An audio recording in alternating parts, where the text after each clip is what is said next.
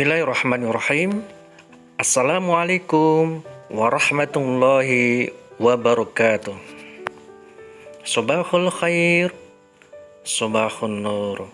Kaifa haluk? Bi khairi walhamdulillah.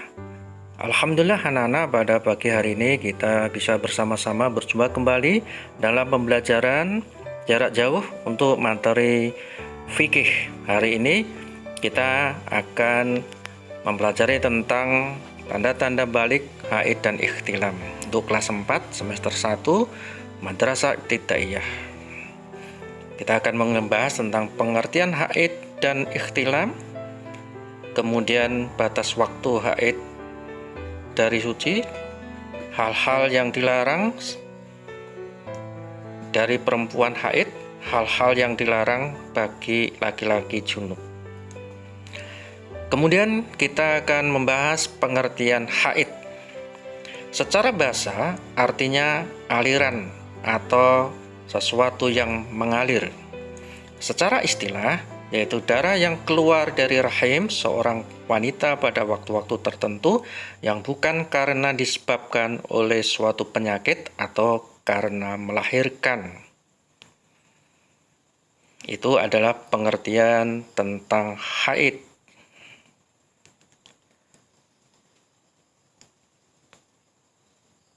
Jadi saya ulangi bahwa haid itu secara bahasa artinya aliran atau sesuatu yang mengalir. Secara istilah yaitu darah yang keluar dari rahim seorang wanita pada waktu-waktu tertentu yang bukan karena disebabkan oleh suatu penyakit atau karena melahirkan. Sebutan lain dari haid adalah menstruasi. Warna darah haid ada 4 macam, yaitu hitam, merah, kuning, dan keruh. Pada umumnya, warna darah haid merah kehitaman. Ya, tadi sebutan lain dari haid adalah menstruasi. Juga bisa dikatakan datang bulan.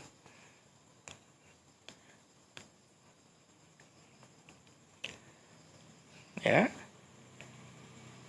Jadi kita sudah mengetahui tentang pengertian haid.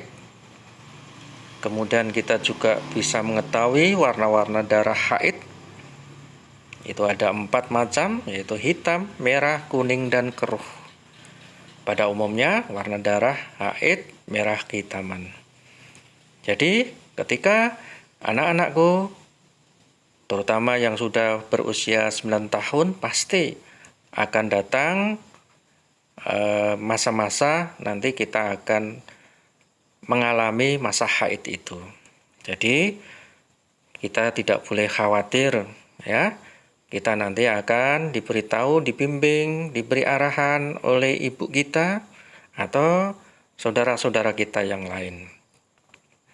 Kemudian anak-anak, batas waktu haid.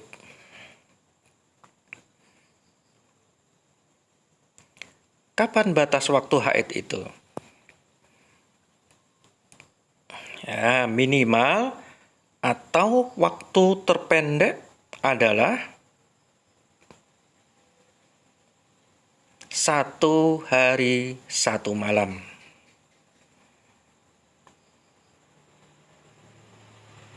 Jadi minimal waktu terpendek bagi wanita yang haid itu adalah 1 hari 1 malam. Kemudian maksimal atau waktu terlama haid adalah 15 hari 15 malam. Saya ulangi bahwa minimal waktu terlama haid itu adalah 15 hari 15 malam. Umumnya, ya, pada umumnya 6 atau 7 hari atau 1 minggu. Pada umumnya, ya, itu adalah 6 atau 7 hari atau 1 minggu. Kemudian batas waktu bersih atau suci. Minimal atau yang tercepat adalah 15 hari 15 malam. Jadi minimal atau tercepat itu 15 hari 15 malam. Maksimal atau terlama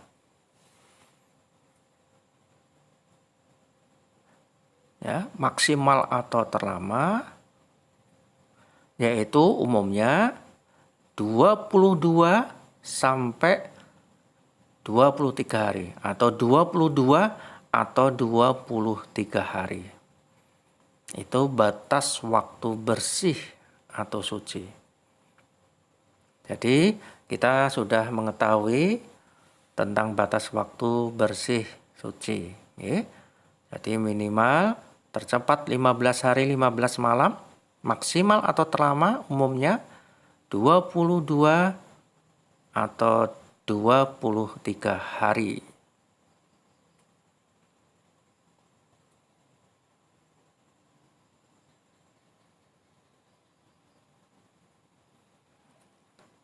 Jadi saya ulangi nggih. Batas waktu bersih suci minimal tercepat 15 hari 15 malam. Kemudian hal-hal yang dilarang bagi perempuan yang sedang haid, yaitu sholat. Jadi ketika kita anak-anak perempuan itu sedang datang bulan atau haid, kita dilarang sholat. Yang kedua puasa, juga dilarang ketika haid. Jadi ketika haid itu dilarang melaksanakan puasa. Kemudian tawaf. Tawaf itu apa anak-anak? Tawaf itu adalah mengelilingi Ka'bah sebanyak 7 kali. Kemudian larangan selanjutnya menyentuh dan membaca Al-Quran. Menyentuh dan membaca Al-Quran itu juga larangan. Ketika kita sedang haid, maka kita dilarang untuk menyentuh dan membaca Al-Quran.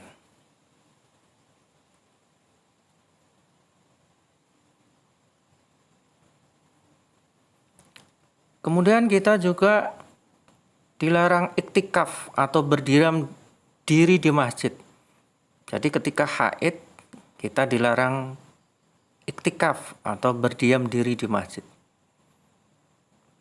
Jadi hal-hal yang dilarang bagi perempuan yang sedang haid antara lain sholat, puasa, tawaf, menyentuh dan membaca Al-Quran, kemudian iktikaf atau berdiam diri di masjid.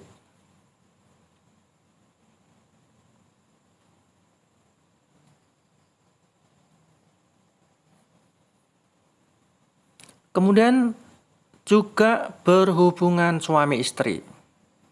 Itu kalau yang sudah statusnya suami istri. Kemudian ikhtilam. Pengertian ikhtilam. Secara bahasa, ikhtilam itu artinya bermimpi.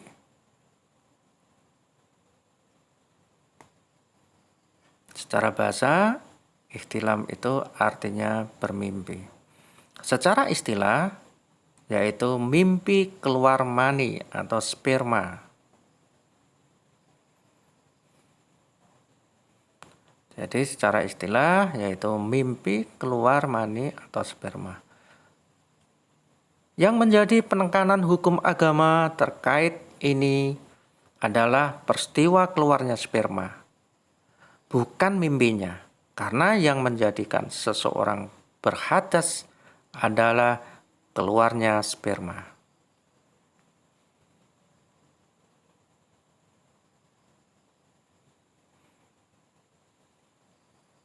Jadi titik tekannya adalah hadas besar itu adalah keluarnya sperma. Jadi bukan mimpinya. Terjadinya mimpi basah. Mimpi basah terjadi ketika seorang laki-laki tidur Kemudian saat bangun sudah mengeluarkan mani atau sperma. Mimpi basah ini merupakan tanda-tanda balik bagi laki-laki. Jadi laki-laki yang sudah mengalami mimpi basah sudah mulai dibebani kewajiban agama.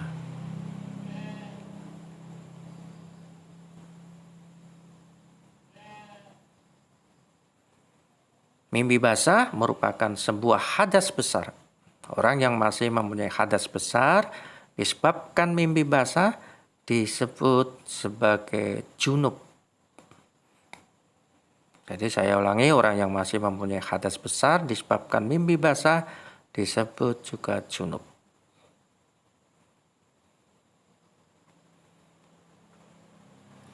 Disebut sebagai junub.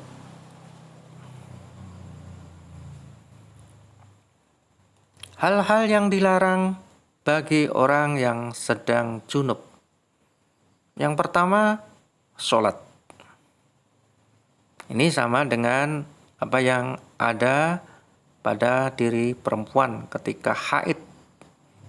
Sama-sama ketika laki-laki itu dilarang untuk sholat. Yang kedua, dilarang untuk tawaf. Tawaf itu mengelilingi Ka'bah sebanyak 7 kali.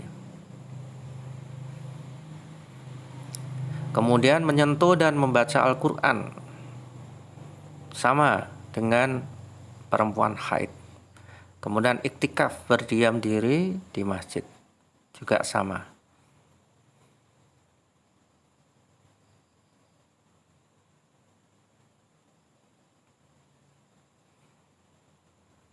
Jadi ada kesamaan antara haid dan ihtilam. Ini yang dapat saya sampaikan, semoga bermanfaat. Terima kasih atas perhatiannya. Kita akhiri. Assalamualaikum warahmatullahi wabarakatuh.